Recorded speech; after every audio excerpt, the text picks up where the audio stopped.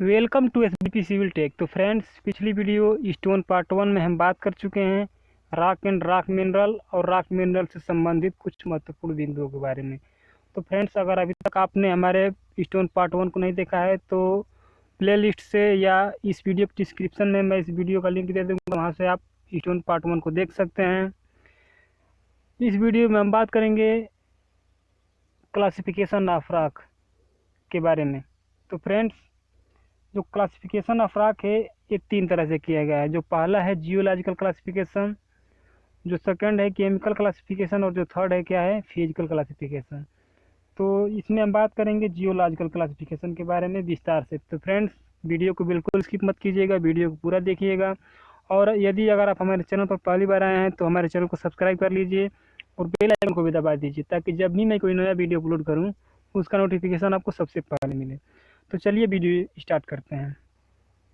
Classification of rock, सबसे पहले किसके बारे में बात करेंगे, जियोलॉजिकल क्लासिफिकेशन यानी भूवैज्ञानिक वर्गीकरण।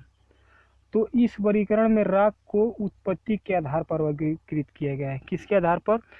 रॉक की उत्पत्ति कैसी हुई है, इसके आधार पर जियोलॉजिकल क्लासिफिकेशन किया गया है।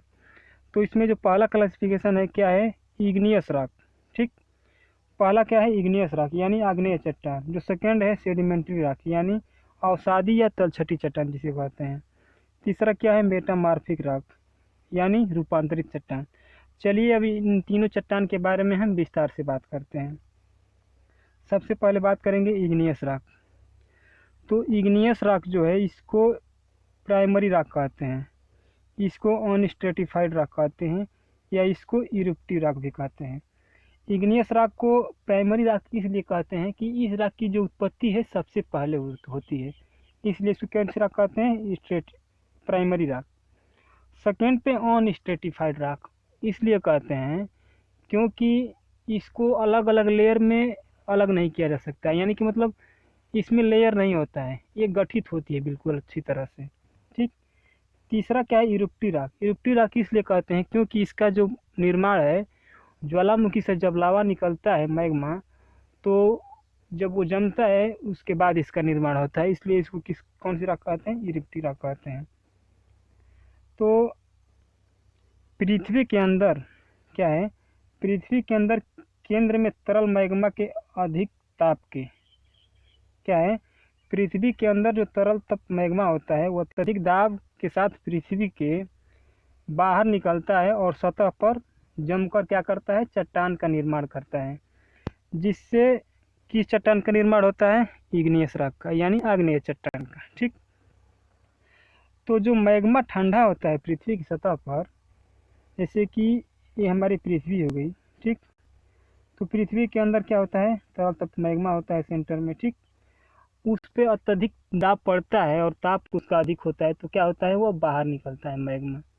मैग्मा क्या होता है, लावा के रूप में यहाँ से बाहर निकलता है और पृथ्वी की सतह पर ऐसे गिरता है। फिर क्या होता है, ये जमना स्टार्ट होता है। जब इसका टेम्परेचर कम होता है तो क्या होता है, जमना स्टार्ट होता है और चट्टान का रूप ले लेता है। ठीक, तो मैग्मा के ठंडा होकर जमने की स्थिति के आधार पर जो रॉक है इसको 2 भागों में बांटा गया है। ठीक, पहला क्या है, एक्सट्रूसी रॉक और दूसरा क्या है, इंट्रूसी रॉक। ठीक, अब चलिए बात करते हैं एक्सट्रूसी रॉक के बारे में। तो एक्सट्रूसी रॉक यानी बहिर्भेदी चट्टान।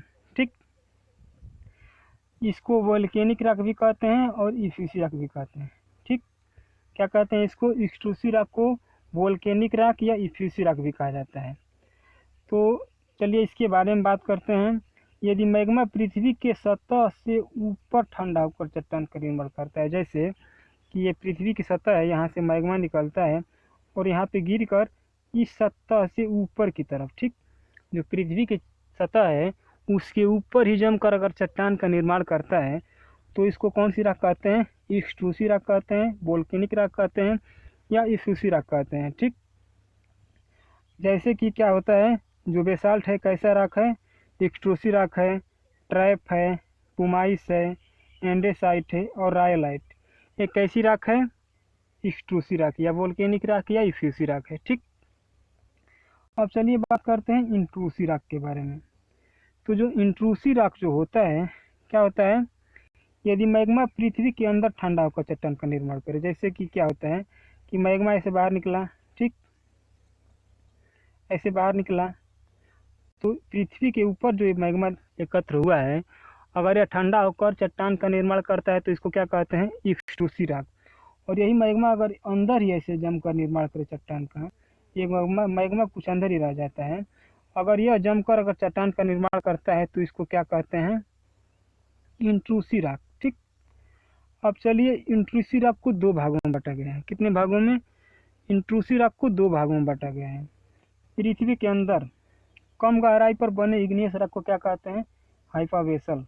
ठीक, जो इंट्रूसी रॉक है इसको दो वर्गों में बांटा गया है। पहला क्या है, हाइपावेसल रॉक, और दूसरा क्या है, प्लूटोनिक रॉक। ठीक, तो पृथ्वी के अंदर जब मैग्मा जब जमकर चट्टान की निर्माण कर रहा है तो कुछ मैग्मा होगा कम गहराई में होगा और कुछ मैग्मा होगा अधिक गहराई में होगा। तो जो मैग्मा कम गहराई पर जमकर चट्टान का निर्माण करेगा उसको क्या कहेंगे, हाइपावेसल रॉक। ठीक, और जो मैग्मा पृथ्वी के अधिक अंदर जमकर चट्टान का निर्माण करेगा उसको क्या कहेंगे, प्लूटोनिक रॉक। ठीक, तो पृथ्वी के अंदर कम गहराई पर बने इग्नियस रॉक को हाइपावेसल रॉक कहते हैं, जैसे कि डोलेराइट या डायाबेस जो होता है क्या है, हाइपावेसल रॉक। माइक्रोग्रेनाइट और माइक्रोडायोराइट जो होता है क्या होता है, हाइपावेसल रॉक होता है। ठीक, अभी प्लूटोनिक रॉक क्या होता है, पृथ्वी के अंदर अधिक गहराई पर बने इग्नियस रॉक को प्लूटोनिक रॉक कहते हैं, जैसे कि ग्रेनाइट है, साइनाइट है, डायोराइट, पेग्मेटाइट, पेरिडोटाइट और गैब्रो एक ऐसी रॉक है, प्लूटोनिक रॉक है। अब कुछ नोट पॉइंट के बारे में बात करते हैं, जैसे कि जो मैग्मा होता है, मैग्मा के घटक कौन कौन से होते हैं, क्वार्ट्ज, माइका और सेल्फर होते हैं। क्या होता है, मैग्मा के घटक क्वार्ट्ज, माइका और सेल्फर क्या होते हैं, मैग्मा के घटक होते हैं। ठीक, जो हाइपावेसल रॉक का स्ट्रक्चर होता है फाइन ग्रेन्ड होता है। क्या होता है, हाइपावेसल रॉक का स्ट्रक्चर जो होता है फाइन ग्रेन्ड क्रिस्टलाइन होता है, और प्लूटोनिक रॉक का जो स्ट्रक्चर होता है कोर्स ग्रेन्ड क्रिस्टलाइन होता है। ठीक, अब इग्नियस रॉक को, जो इग्नियस रॉक है इसको सिलिका की उपस्थिति के आधार पर 4 वर्गों में बांटा गया है। कितने वर्गों में बांटा गया है, 4 वर्गों में। जो सिलिका SiO2 होता है इसकी उपस्थिति के आधार पर जो है इग्नियस रॉक को 4 वर्गों में बांटा गया। चलिए इसके बारे में अध्ययन करते हैं। तो जो पहला है क्या है, एसिड रॉक है। ठीक, तो एसिड रॉक में जो सिलिका की मात्रा होती है कितनी होती है, 70 से 80%। कितनी होती है एसिड रॉक में, 70 से 80% सिलिका की मात्रा होती है, जैसे कि ग्रेनाइट और रायोलाइट एक ऐसी रॉक है, एसिड रॉक है। अब दूसरा क्या है, इंटरमीडिएट रॉक। इसमें सिलिका की मात्रा कितनी होती है, 60 से 70%। इंटरमीडिएट रॉक में सिलिका की मात्रा कितनी होती है, 60 से 70%, जैसे कि साइनाइट और एंडेसाइट कैसी रॉक है, इंटरमीडिएट रॉक। अब तीसरी रॉक के बारे में बात करते हैं, बेसिक रॉक।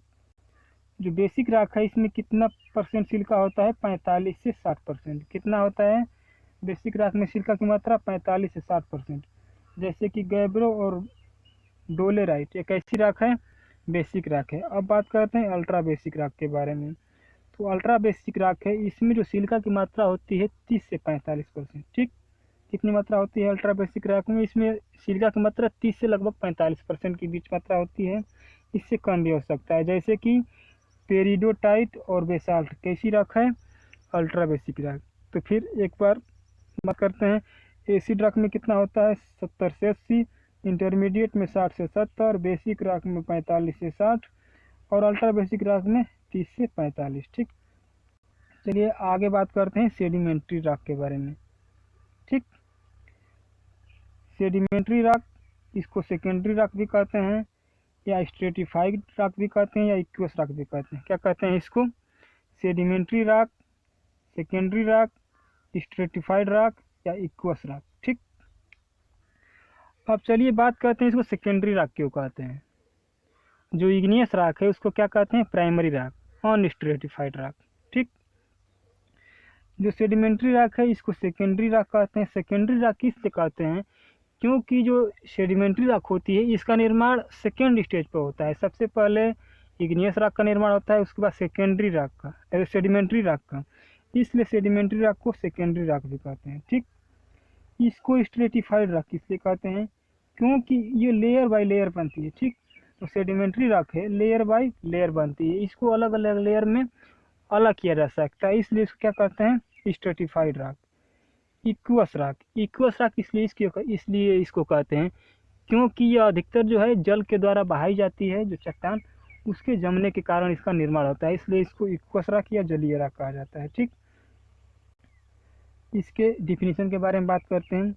आग्नेय चट्टान के विघटन से विघटित कण पानी के साथ बहकर नदियों तथा समुद्र में चला जाता है, इन कणों के अवसादन से सेडिमेंट्री रॉक का निर्माण होता है। ठीक, जो आग्नेय चट्टान है उसका हमेशा विघटन होता रहता है। ठीक, जब विघटन होता है तो जो जल चट्टान पे पड़ता है तो जल के साथ क्या होता है, जो विघटित कण होते हैं आग्नेय चट्टान के क्या होते हैं, बहकर नीचे एरिया में चले जाते हैं और जम कर क्या करते हैं, सेडिमेंट्री रॉक का निर्माण करते हैं। ठीक, अब बात करते हैं क्लासिफिकेशन ऑफ सेडिमेंट्री रॉक के बारे में। ठीक, तो सेडिमेंट्री रॉक का जो क्लासिफिकेशन है ये 3 तरह पे किया गया। ठीक, पहला जो है केमिकल डिपॉजिट सेडिमेंट्री रॉक, दूसरा है ऑर्गेनिक डिपॉजिट सेडिमेंट्री रॉक और तीसरा है फ्रेगमेंटल डिपॉजिट सेडिमेंट्री रॉक। ठीक, सबसे पहले हम बात करते हैं केमिकल डिपॉजिट सेडिमेंट्री रॉक के बारे में। तो केमिकल डिपॉजिट सेडिमेंट्री रॉक होती है, क्या होती है, साल्ट या डीकम्पोज्ड पार्टिकल के, क्या है, साल्ट या डीकम्पोज्ड पार्टिकल के अवक्षेपित होने से, पानी के वाष्पित होने से इस प्रकार की रॉक का निर्माण होता है। क्या होता है, साल्ट या डीकम्पोज्ड पार्टिकल के अवक्षेपित होने से, पानी के वाष्पित होने से इस प्रकार की रॉक का निर्माण होता है, जैसे कि जिप्सम है, मैग्नेसाइट है, डोलोमाइट है, कंकड़ है और एनहाइड्राइट है। एक ऐसी रॉक है केमिकल डिपॉजिट रॉक। एक बार और देखते हैं, साल्ट या डिकम्पोज्ड पार्टिकल के अवक्षेपित होने से या पानी के वाष्पित होने से इस प्रकार की चट्टान का निर्माण होता है, जैसे कि जिप्सम हो गया, मैग्नेसाइट, डोलोमाइट, कंकड़ और एनहाइड्राइट। एक ऐसी रॉक है chemical deposit sedimentary rock.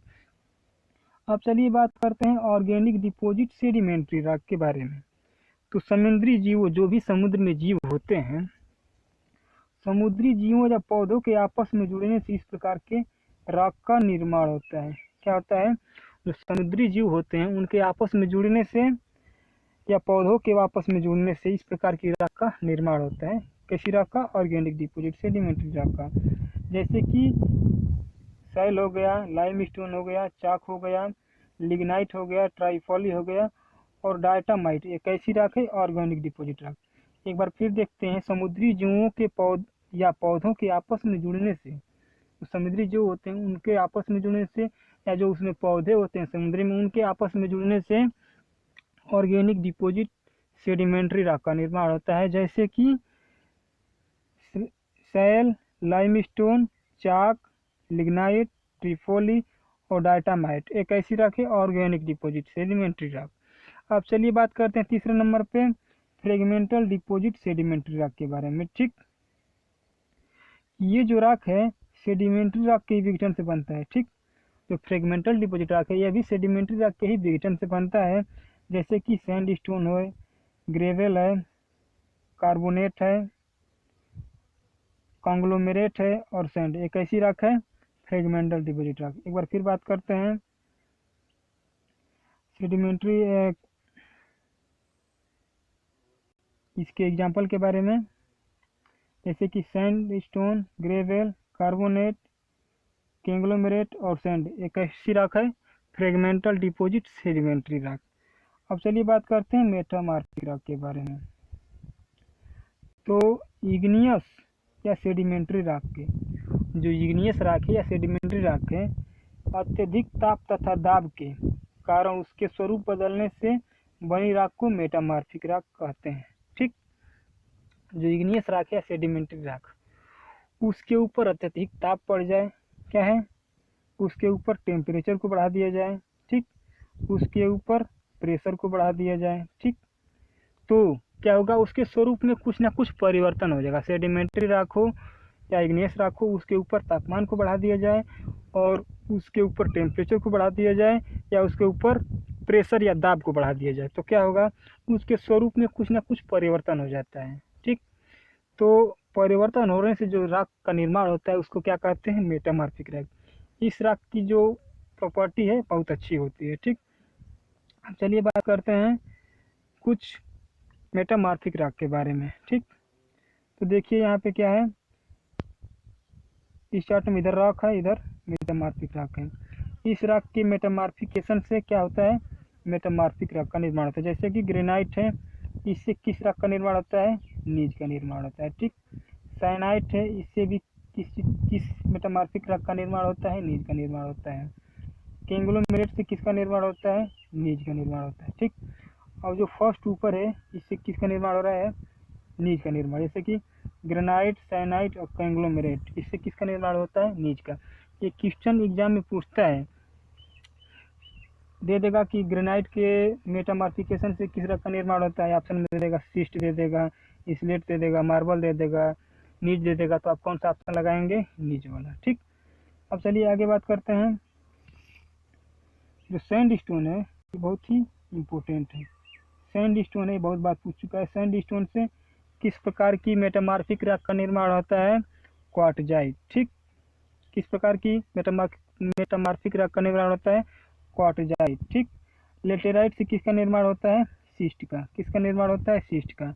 Basalt से किसका निर्माण होता है, सिस्ट का। ठीक, अब जो सैल है, सैल से स्लेट का भी निर्माण होता है, फिलाइट का और सिस्ट, तीनों का निर्माण होता है। ठीक, अब जो डोलोमाइट है इससे किसका निर्माण होता है, मार्बल का।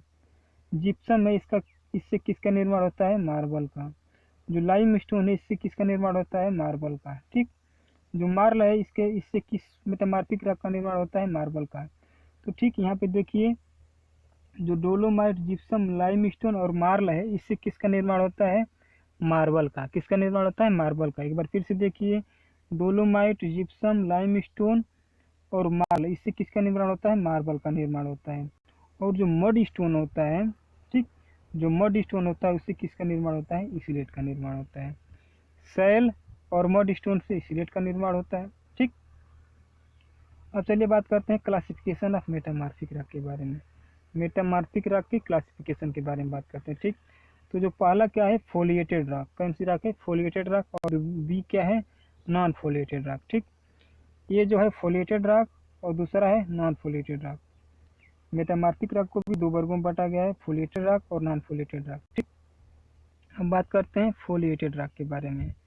तो इस प्रकार की चट्टान है, जो इस प्रकार की रॉक के लेयर को अलग केवल एक ही दिशा में किया जा सकता है। ठीक, जो फोलिएटेड रॉक होती है, क्या होता है, जो फोलिएटेड मेटामॉर्फिक रॉक होती है इसके लेयर को केवल एक ही दिशा में अलग किया जा सकता है। जैसे कि हमारी जो रॉक हो गई, तो इसको केवल एक ही दिशा में अलग किया जा सकता है। ठीक, केवल इसी दिशा में इसको अलग किया जा सकता है। जैसे कि स्लेट हो गया, नीज हो गया और सिस्ट, एक ऐसी रॉक है फोलिएटेड रॉक। फिर से देखिए, फोलिएटेड रॉक है इसको केवल एक ही दिशा में अलग किया जा सकता है। जैसे कि स्लेट है, नीज है और सिस्ट, एक ऐसी रॉक है फोलिएटेड रॉक। अब बात करते हैं नॉन फोलिएटेड रॉक के बारे में। ठीक, तो नॉन फोलिएटेड रॉक है, तो इस प्रकार की रॉक के लेयर को किसी भी दिशा में अलग किया जा सकता है। ठीक, जैसे कि हमारी ये रॉक हो गई है, तो इसको इस दिशा में भी अलग किया जा सकता है, इस दिशा में भी अलग किया जा सकता है, इस दिशा में भी अलग किया जा सकता है, इस दिशा में भी अलग किया जा सकता है। यानी कि मतलब नॉन फोलिएटेड रॉक है, जो नॉन फोलिएटेड रॉक है उसको किसी भी दिशा में अलग किया जा सकता है। ठीक, जैसे कि क्वार्टजाइट, मार्बल और सर्पेंटाइन, इसको क्या किया जा सकता है, किसी भी दिशा में अलग किया जा सकता है। ठीक, तो फ्रेंड्स इस वीडियो में इतना ही। अब अगले वीडियो यानी स्टोन पार्ट 3 में हम बात करेंगे केमिकल क्लासिफिकेशन ऑफ रॉक के बारे में।